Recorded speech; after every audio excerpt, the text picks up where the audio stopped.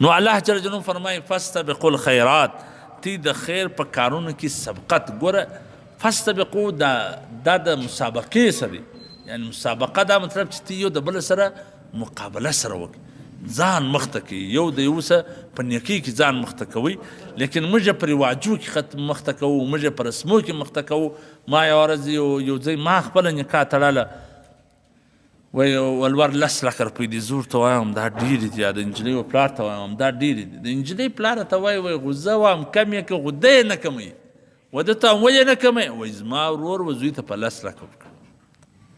یعنې زموږ هغې چې زما ورور په 10 کړې ده نو زه هم باید په 10 وکړم. زما تربور په دونې کړې ده باید زه هم په دونې وکړم.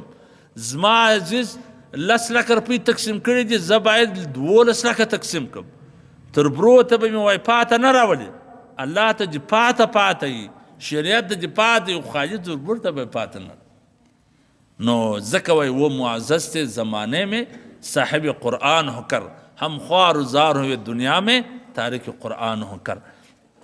او ځکه معزز و په دنیا کې چې صاحب قرآن ولا په قرآن عمل کاوه.